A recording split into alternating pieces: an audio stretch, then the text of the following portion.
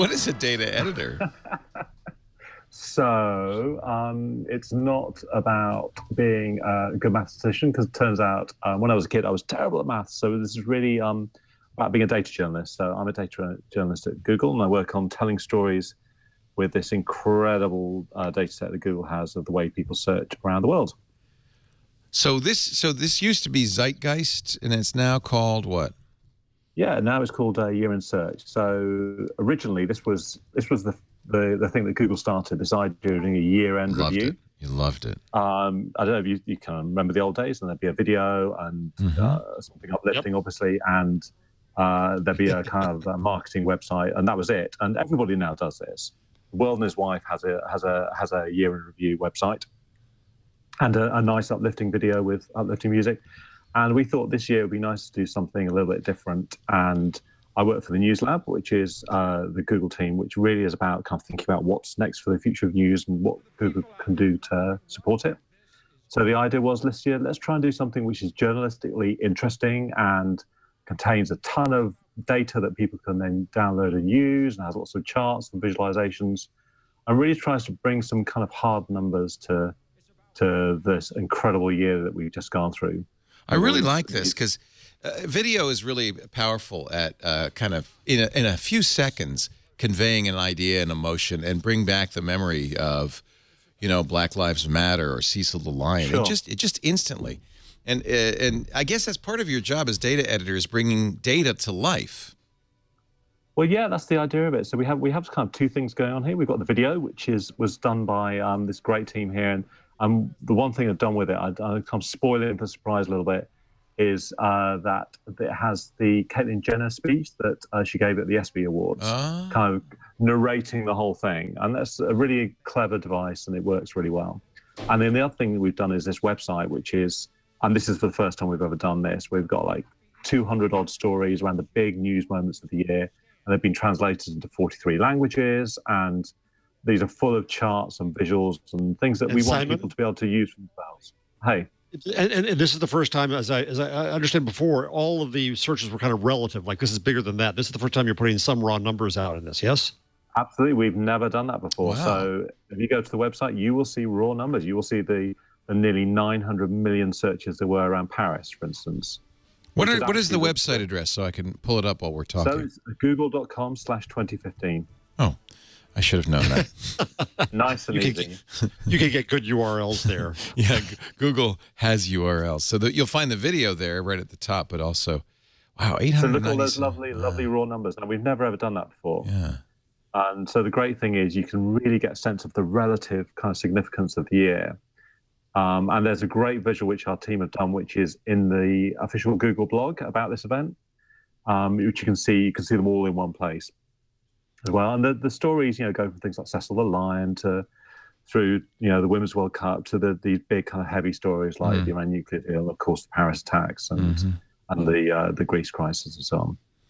So if you click on one of those links, when you have that list, for example, when you have that list like Paris under attack, and that's at the top with about 1 billion searches, are you saying that that's the most searched for topic during the year? Out of those stories that we chose, I mean, we kind of made an editorial selection. We wanted to have a nice kind of selection of stories from the year. Out of the stories that we chose to look at, it was easily the biggest story. I mean, substantially. I'm going to send you. If you go into the Google blog as well, there's an amazing visual, which unfortunately we did it too late to get onto the site, which shows you all these stories lined up together, and you can see how Paris just dominates everything in just a few days. And in fact, it was the highest searches just for the word Paris in all history of Google. Wow. So there we're adding questions, the top questions people ask. And that visual there, that one in dark there, that's a visual where you can see the news spread around the world on Google search. So that's something where, the attacks took place at about 18 minutes past the hour. They started happening. And within 2 or 3 minutes, people were searching to find out what was going on. But as the story spread much faster than conventional news media could ever hope to cover it. So the idea is all of this stuff, it's all embeddable. You can embed that little map or one of those lists. And it's all there for people to share. And we want to be, this report to be really transparent and really give people a sense of what the world was like, not in a kind of, isn't everything great, uplifting way, but in much more of a kind of, we've got this data set and we want people out there to be able to use it and share it. Because if you think about it, there are like 3 billion searches a day. The kind of insights I can give you into the way that people think and behave and the things that people care about, that's kind of unique. And we've got a responsibility to make that data available and help people use it to find out more things about the world. What is this button? Download this data. What does that mean? So that's on some of the pages where we've got a key data set. So that, for instance, is index search interest in Beirut versus Paris by the hour. So they're odd data sets where we've published them on GitHub. So the News Lab publishes Google Trends data sets on GitHub. We make them available for people to download. We want, because we think out there's an amazing community of data journalists and people will do stuff with it, which will be way better than we can do, our small team.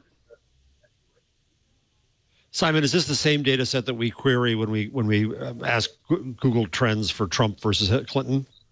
So this is different. So basically, we have two things. If you go to Google Trends, you get this thing called the Explore tool, which allows you to search for anything. You could search for Beatles versus the Rolling Stones or Trump versus Hillary Clinton, whatever it might be. See that search box at the top that says Explore Topics? Search for literally anything you want in there. You could do Darth Vader versus Luke Skywalker. Han Solo, there you go. If you scroll down, you see there's a topic, a Han Solo topic there. But you had to do them separately. So you had to do one and then you enter the other. But don't do them together like that. Don't do that. Don't do what I just did. Am I breaking it? Am I going to break Google? You're not going to break it. You just won't. I just won't like what I get. No, it does work. Yeah, see? Interest over time of Han versus Darth. So the cool thing about this tool is you can download this data. On the top right-hand corner, there's a 3-dot button. You can download all this data. But the stuff that we're including here in search is actually data that we've done for our own visualizations, which is harder to get from the public tool, is where we've said, well, this is an interesting data set. We've curated it already and then packaged it up. And then also, in addition to it, supplying a video or a data viz, we've made it there for people to download. So there's a Google Trends GitHub page. What are some of the things in your data set that you put out that you don't get in the trend search? So there are things like questions in some of those data sets. Questions is really messy data, so we need to reduce the noise in that before we put out. There's things like when we want to bring together historic data, which is anything over a week, and real-time data, which is anything under a week together. We've done that. Oh, is this the blog post? Yeah. Oh, this is cool. So if you scroll down it, there's a really nice visualization that our UX team did, that one. Yeah. You can if you roll over it, it shows you those are the big stories that we chose over the year. So you can see how they all compare. Yeah. When you pick a news story, so what are you doing? Are you looking at searches in Google News and then clustering them up to try to figure out what the big topics are? So the way it works is Google Trends is actually a combined signal across Google Search and Google News and YouTube search. So when you see on the Google Trends site, it has this trending feed, which is this amazing kind of wire feed of what the world cares about at any moment. Then that is really that combination of signals. And it's all relative and, index numbers and everything's normalized by geography and so on. So that it doesn't just mean this is the place that has a lot of people living in it that search something. And then, but I mean, so with this, so the tool that we use will combine all these signals. This visualization actually just shows searches. It's just searches on Google.